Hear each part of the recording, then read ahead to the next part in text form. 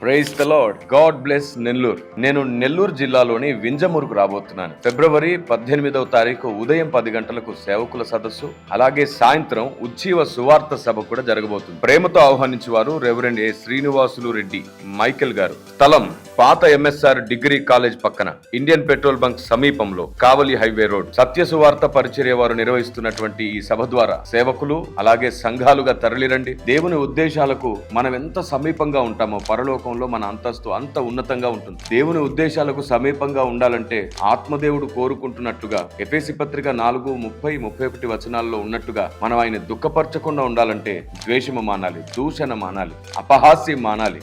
ఏదైనా ఆలోచనతోనే సాధ్యమని గుర్తించుకోవాలి. తొందరలో ఎప్పటికీ భక్తి సంపూర్ణం అవ్వదు. కాలంతో పాటు అన్ని నిరూపించబడుతూ ఉంటాయి. ఫలమును బట్టి భక్తుడెవడో భ్రష్టుడెవడో అర్థమవుతుంది. And may God bless you. దేవుడు మీకు తోడైండును గాక. రండి, భక్తిలో స్థిరులమవుదాం.